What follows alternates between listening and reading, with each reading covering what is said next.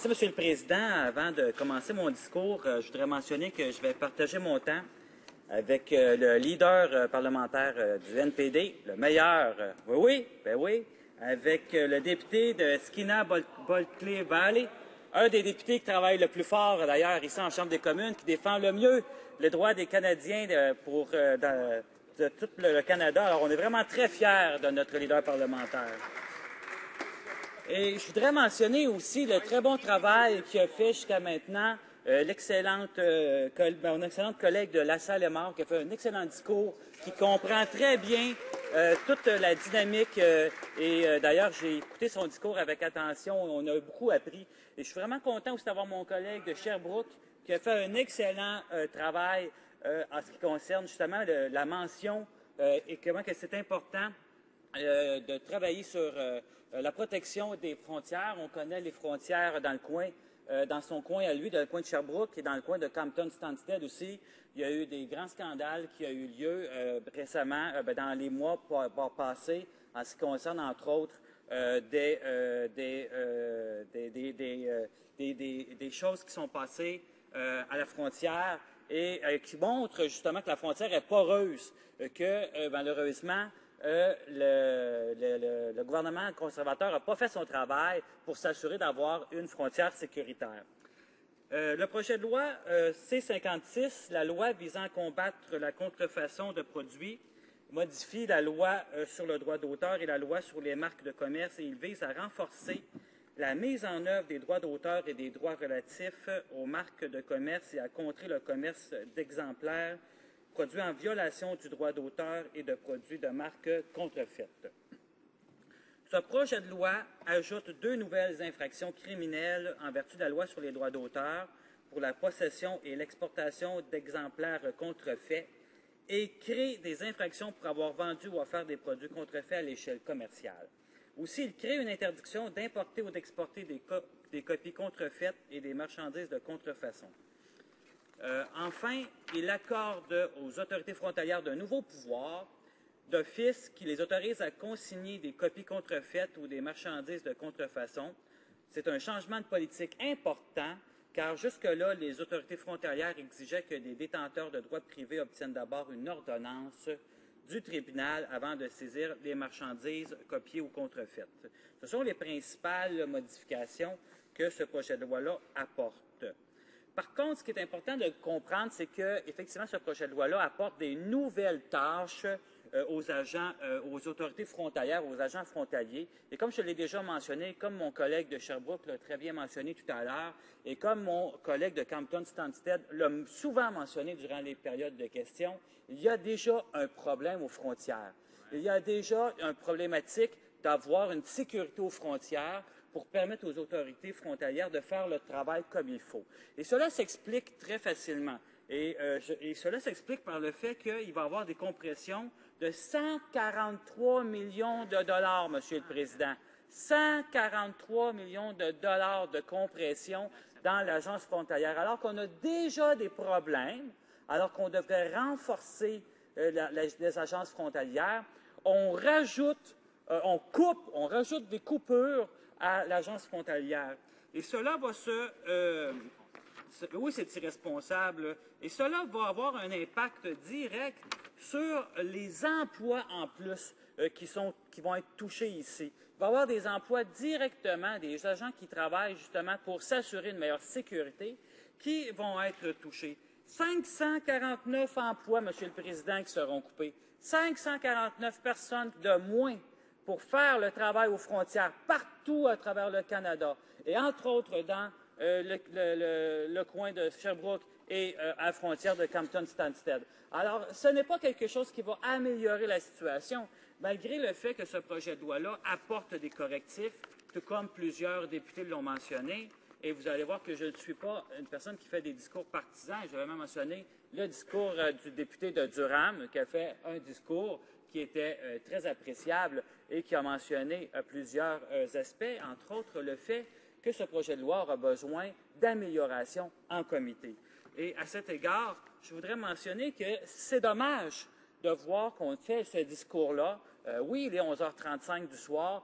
Oui, je suis un peu fatigué et ça explique pourquoi, des fois, je perds un peu mes idées, mais malgré tout, je trouve que c'est important pour la démocratie d'être là, même à 11h35 du soir, de faire les discours, de pouvoir débattre des projets de loi, de pouvoir emmener les modifications et les explications pourquoi les projets de loi sont valables.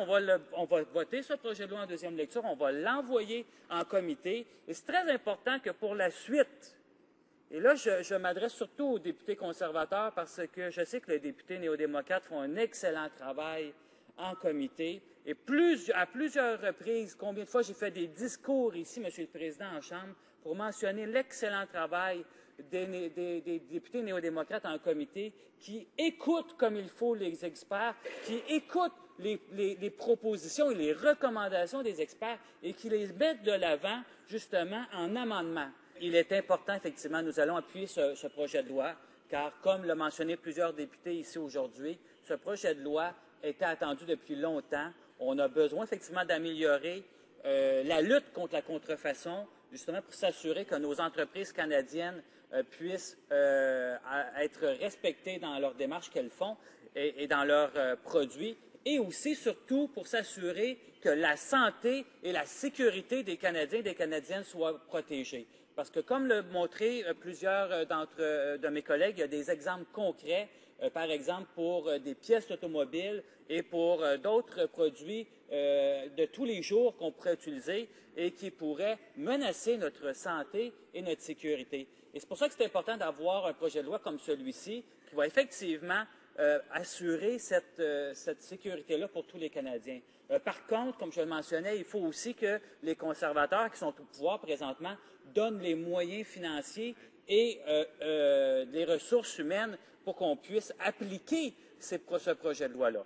Et c'est pour ça que nous allons l'appuyer, comme je le mentionnais, nous allons l'emmener en comité. Maintenant, j'espère, et encore une fois, je fais un appel aux conservateurs, et malheureusement, on l'a vu à plusieurs reprises dans le passé, qu'ils ne l'ont pas fait. J'espère qu'ils vont écouter comme il faut tous les experts qui vont passer en comité, qui vont écouter leurs recommandations, qui vont écouter les amendements que les néo-démocrates, entre autres, vont faire, des amendements qui sont relatifs, justement, aux recommandations des experts et qu'ils vont améliorer ce projet de loi-là. Ce sera une première étape qui montreront leur bonne foi.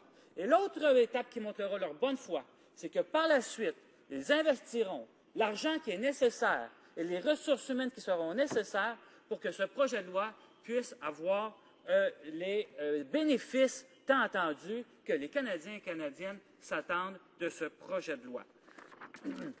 Monsieur le Président, à cet égard, je voudrais parler que le gouvernement est conscient depuis longtemps de la problématique.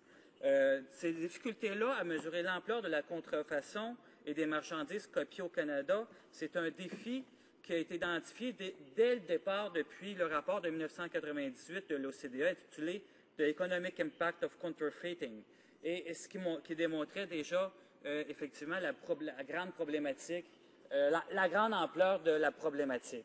Je vois que vous me faites signe, Monsieur le Président, qu'il reste peu de temps. J'en reviens pas, le temps file, c'est incroyable. Je voudrais juste résumer ma pensée pour le fait de dire qu'il est très important que ce projet de loi-là puisse, comment dirais-je, que ce projet de loi-là puisse répondre aux objectifs des consommateurs canadiens, que ça respecte la santé et la sécurité, que ça puisse défendre la santé et la sécurité des Canadiens et des Canadiennes, et que les conservateurs reviennent sur leur décision d'une compression de 143 millions de dollars et aussi d'une compression de 549 emplois, ce qui va nuire à l'exécution et aux bénéfices réels dont pourraient profiter les Canadiens et les Canadiennes de ce projet de loi. Je vous remercie, Monsieur le Président. Bravo, François. Questions et commentaires? Questions and comments? L'honorable député de la Salle-et-Marne. Merci beaucoup, Monsieur le Président. J'aimerais remercier mon collègue de Drummondville pour son discours. Et je connais quand même assez bien sa région parce qu'elle est adjacente à ma région natale, qui est située dans le centre du Québec, tout comme la région de Drummondville. Puis j'aimerais un petit peu revenir un peu sur le portrait industriel du Canada depuis les dernières décennies et qui peuvent peut-être nous expliquer un petit peu cette prolifération-là de la contrefaçon. C'est-à-dire que le Canada, depuis plusieurs années, le secteur manufacturier a subi de gros coûts et de nombreuses entreprises de sa région comme de ma région ont fermé leurs portes. C'est-à-dire que la production manufacturière du Canada s'est déplacée dans des régions à l'extérieur du pays, que ce soit en Chine ou que ce soit ailleurs. Et ce déplacement-là des emplois et de la production canadienne a fait en sorte que ce qui parfois nous revenait d'autres pays pouvait être fait de façon différente que la façon qui était fait dans nos entreprises canadiennes. J'aimerais également mentionner le fait que depuis plusieurs années, les revenus des Canadiens ont stagné et on remarque également un fort taux d'endettement, d'où peut-être la recherche parfois de produits qui sont attrayants parce qu'ils sont à bas prix, mais comme le mentionnait le député de Durham, qui peuvent causer des problèmes de santé et sécurité et qui sont vraiment importants. Alors, ces deux enjeux-là sont préoccupants. J'aimerais peut-être qu'il me parle comment, dans sa région, le secteur manufacturier et les entreprises ont été affectés au cours des différentes années. Député de Drummond. Merci, M. le Président. Je voudrais remercier mon honorable collègue de la Salle-des-Morts pour, d'ailleurs, son excellent travail qu'elle fait tous les jours et dans le comité, dans son portefeuille aussi. Et je voudrais mentionner qu'effectivement, c'est très important. Il y a 2 points qui sont très importants dans ce projet de loi-là et j'espère qu'il sera efficace. Et comme j'ai mentionné, pour qu'il soit efficace, ça prendra les ressources financières et humaines pour que les Canadiens et Canadiennes puissent en bénéficier. Ce qui est bien important de vérifier en comité, je sais que ma collègue de la Salle-des-Morts pourra probablement vérifier que tout cela se fera comme il faut, c'est que tout d'abord, ce projet de loi-là puisse effectivement valider la lutte justement sur les impacts économiques que ça a, les impacts négatifs économiques que ça a ici au Canada. Donc, on vise justement à protéger nos industries canadiennes. Et l'autre point important, comme elle a si bien mentionné, c'est la santé et la sécurité des Canadiens et des Canadiennes.